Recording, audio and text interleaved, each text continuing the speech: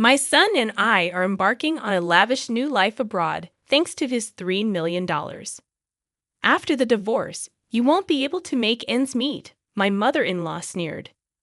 Her demand for our address, coupled with the bizarre suggestion of licking her shoes, left me bewildered.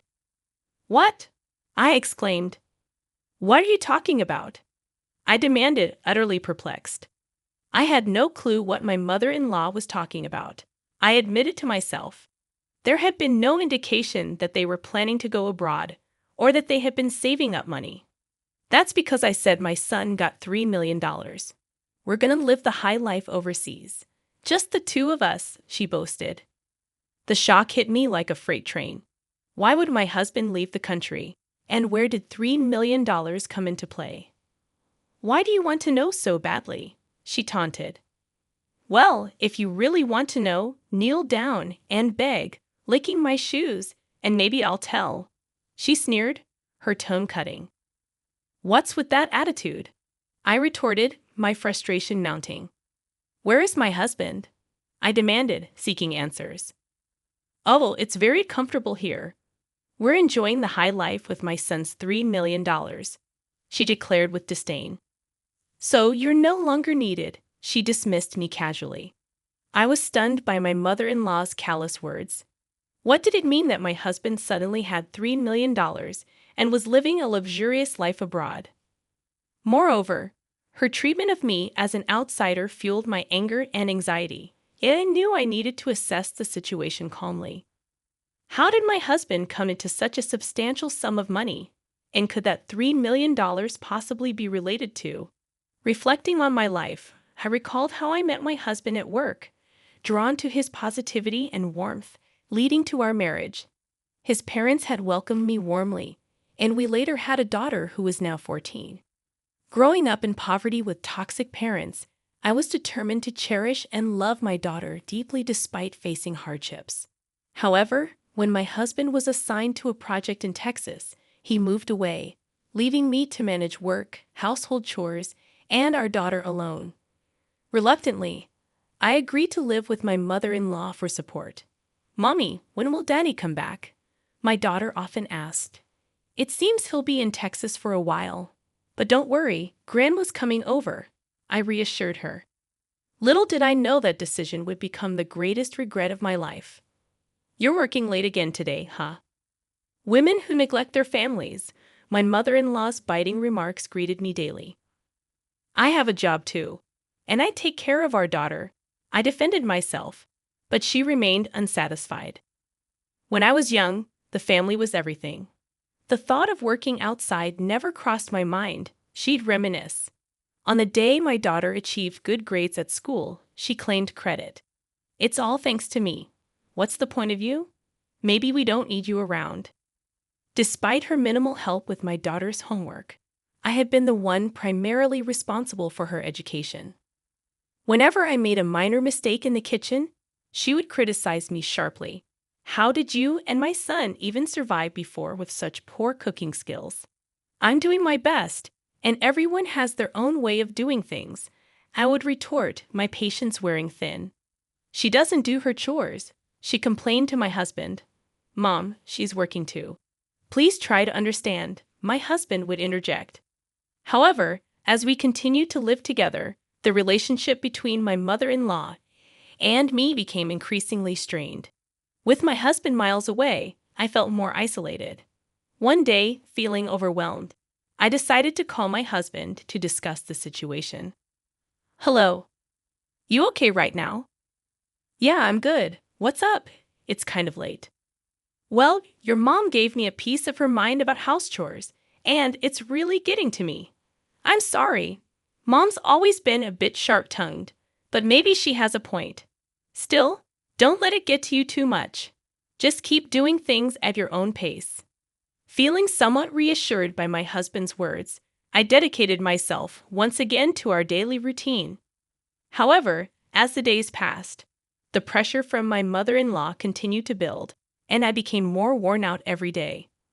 I eagerly anticipated my husband's return. Living with my mother-in-law without my husband around proved challenging. Initially, I coped by holding on to the remnants of his presence. But as days turned into weeks, her behavior became even more unbearable, and I felt crushed under the weight. She nitpicked everything I did from dawn till dusk and criticized me constantly. When I made my husband's favorite rice dish, she coldly remarked, "This tastes terrible. Who'd eat this?" Whenever I took a short break, she would chastise me with, "How can a woman who can't even handle household chores take a break?" I never had much confidence in housework. With my husband, he would just laugh off my little mistakes. In front of my mother-in-law, I realized I had no room for error. I think the way she treats me stems from her excessive love for her son. She seems unable to accept that he got married and moved away from her. This experience solidified my resolve never to become an overbearing parent like her. One day, after treating myself to a small shopping spree at a local mall, my mother-in-law got wind of it. When I got home, she was waiting for me at the entrance fuming.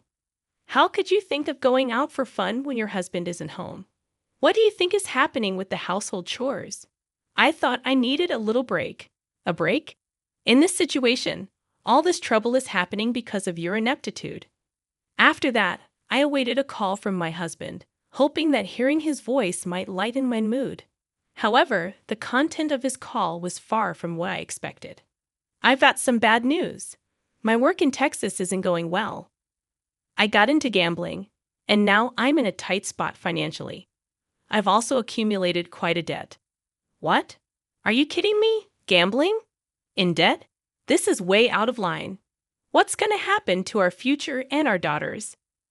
"I'm sorry, really sorry. I feel stuck right now, but trust me, I'll find a way." "How? How do you plan to handle this? How much do you owe?" "I'm working on a solution." I always thought of my husband as a sincere person who would never gamble. He was always punctual for our dates, and after we moved in together, he always came straight home from work. He would always thank me whenever I cooked or did laundry. It's because he was so sincere and honest that I married him. But with him away and the constant criticism from my mother-in-law, my life felt unbearable. "I can't believe someone as useless as you married my son." My heart was sinking into despair. Since my husband started working away from home, I've been constantly criticized and blamed by my mother-in-law. And my husband's recent confession deepened the despair I felt inside. His debts, the gambling issues, followed by an onslaught of more criticism from my mother-in-law. I couldn't handle it anymore, and one night I left the house and found myself crying on a park bench. Then one day, my mother-in-law discovered a secret from my past. At dinner, she used it as ammunition against me. "So, I heard you used to work in a nightclub, huh? Shame on you for raising my grandchild after working in such a place. How did you find out about that?" I was telling an acquaintance about how useless my son's wife is and showed them a picture of you. They recognized you. Apparently, you weren't even good at that nightclub job. In my past, frustrated with a mother who never worked and always partied, I left my family home. Struggling for money, I found work at a nightclub. It was a time from before I married my husband, a secret I believed even he didn't know. I was at a loss for words. I had never imagined my mother-in-law would discover this about my past, and she continued to use the secret to berate me further. "I can't believe someone like you is the mother of my grandchild. I'll tell my son and have you kicked out." The depth of my despair grew even deeper. My married life with my husband, all the efforts I've made, and the future I had envisioned felt as if everything was taken away with her words. The communication from my husband dwindled. I feared he had started to doubt and suspect me. One night alone in my room, I reflected on my life, meeting my husband, our marriage and our current circumstances, and the constant blame and accusations from my mother-in-law. I felt I couldn't go on like this. "I can't take it anymore." Whispering these words, I stepped out into the silent nighttime streets. The hushed streets echoed the hopelessness enveloping me. My mother-in-law's harsh words reverberated in my mind, my past, my secrets, and my present, all targeted by her criticism and blame. On a park bench, under a starless sky, I sat contemplating the darkness within my heart. Suddenly, a familiar voice approached. "Mom, why are you here?" My daughter sat beside me, holding my hand. "Mom, don't let Grandma get to you. You work hard at an IT company, and you've been through so much. You're strong." "Thank you, but maybe Grandma has a point." "Mom, Grandma's just stuck in the past. In today's world, you should be proud of any job you've done. I'm proud you worked at a nightclub, really." "Yes, because it shows you've always tried your best for us, no matter the circumstances. Don't let Grandma's words control you." My daughter's words warmed my heart, and tears streamed down my face. "Mom, you're working hard in IT now, right? That's amazing. I'll always be on your side, no matter what Grandma says." Filled with gratitude for my daughter's support, I found hope that we could face challenges together. In my husband's study, I took a deep breath before diving into a mountain of paperwork. I meticulously examined each document, seeking to unveil his secrets: bank statements, credit card bills, loan agreements. Slowly, my husband's financial situation became clearer. Why did this happen? I discovered numerous receipts from gambling activities: horse racing, slot machines, casinos. The thought of how much money he had squandered on these pursuits was heart-wrenching. Next, I turned on my husband's PC. The password was his birthday reversed. His inbox overflowed with collection emails and messages from friends demanding repayment of loans. Furthermore, promotional emails from gambling-related sites flooded his mailbox. I calculated how much my husband had spent on gambling. The result was an astounding $3 million, far beyond my estimation. Seeing that amount, panic set in momentarily, but there was no time to lose. I began planning to secure funds to maintain our livelihood. Drawing on my savings, the expected proceeds from selling our high-end electronics and luxury goods at home, and the savings from my salary, I worked on a financial strategy. Continuing my investigation, I reached out to financial institutions to understand the extent of my husband's debts. Obtaining credit information in his name, I devised a plan a few days later. Preparations for a life independent of my husband and mother-in-law were underway. I also strategized to repay my husband's debts. Leveraging my experience in the IT industry, I joined freelance projects. Creating a portfolio and registering on a website introducing freelance jobs occupied my days. Soon after, I received my first request from a client. "This will help a bit with our living expenses." In the midst of daily work, I scrutinized our household finances. Canceling unnecessary subscription services, cutting down on wasteful spending, and researching cost-effective recipes became my routine. I successfully reduced our daily food expenses and, based on insights from local friends, participated in a community yard sale. Selling some branded items and unnecessary electronics, I earned a decent amount, contributing to our financial stability. A few weeks later, my freelancing endeavors were thriving, and a sense of financial stability began to settle in my bank account, sufficient for our living expenses. Upon returning home, I discovered that all of my mother-in-law's belongings had vanished. Simultaneously, my phone rang, and it was her on the line. "Oh, are you already home? I noticed our stuff is gone. What are you trying to say?" "My son and I are starting a luxurious life abroad with his $3 million. After the divorce, you won't be able to make ends meet. If you want our address, get on your knees and lick my shoes." Suppressing a chuckle, I responded, "Actually, that $3 million is a debt." "Stop joking. There's no way my son has that kind of debt. You might not believe it, but it's true. In his study, there are transaction records from banks and financial institutions, credit card bills, contracts, and more. Plus, on his PC, there are collection emails from financial institutions, messages from friends demanding repayment, and promotional emails from gambling sites. If you don't believe me, why don't you check? I just sent you photos of the evidence. Maybe you should take a look." "You're lying. It's the result of him getting deeply into gambling, horse racing, slot machines, casinos. All in all, It amounts to a whopping $3 million. I just sent you photos of the evidence. Maybe you should take a look. I had no idea. He probably didn't want you to know, but it doesn't change the facts. In silence, my mother-in-law took a deep breath. I truly didn't know. I don't know what to say. Without another word, I hung up, resolving to begin anew. Shocked by the actions of my husband and mother-in-law, I focused on forging a future for my daughter and me. Later on, my husband called. "I'm so sorry, truly I am." His subdued voice did little to quell my anger. "Why did it come to this? Our family is falling apart because of you. I never thought it would come to this. But when I decided to go overseas with Mom, I couldn't see a future with you and our daughter." Flabbergasted by his words, I asked, "You couldn't see? It's because of your carelessness and lack of planning that our family is in this mess.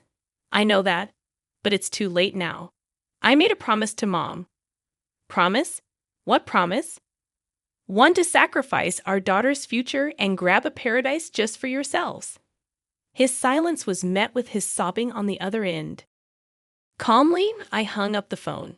The reason my mother-in-law confused assets with debts was due to a bill of $3 million that suddenly arrived at our home. She mistook the $3 million bill for a lottery-winning notice. She began planning her dream relocation overseas and approached my husband about it, unaware of his mother's misunderstanding and thinking starting a new life overseas would allow him to escape the debt problem. He accepted her proposal, mistaking a bill for a lottery notice. After that, I kept my anger towards my husband and began looking for a lawyer. I was set on preparing for divorce, claiming compensation for emotional distress and child support. Now, a new life was about to start. A life for me and my daughter independent from my husband and mother-in-law. I consulted with a lawyer about the divorce, emotional distress compensation, and child support claims. During this period, my daughter and I spent a lot of quality time together, and she became my strongest supporter. She fully understood my decision and chose to stay with me. Hearing her words made all the hardships, disputes with my husband and mother-in-law worth it, and I couldn't help but shed tears. Meanwhile, my mother-in-law and husband were struggling with their life overseas. Despite starting a new life there, they apparently faced continuous problems due to a lack of preparation and financial issues. Furthermore, after being pickpocketed and losing their funds, they faced even more difficulties due to the language barrier. In the end, they were deported for overstaying their visas. Later, I negotiated with my husband through the lawyer. The divorce is finalized. We've agreed that he'll pay the emotional distress compensation and child support in one lump sum. Thank you. Now I can finally start a new life. But all at once, wouldn't it be better in installments? He has been took on even more debt, seemingly borrowing money from some shady loan shark. I don't know what happened to him after that, and honestly, I don't care. After being evicted from her rental property and getting pickpocketed, losing all her savings, my mother-in-law ended up homeless upon her return to the U.S. My daughter and I started our new life. Sure, it wasn't always easy, but freed from my husband and mother-in-law, we could look to the future positively. I want to live happily, collaborating with my daughter who saved me from the depths of despair.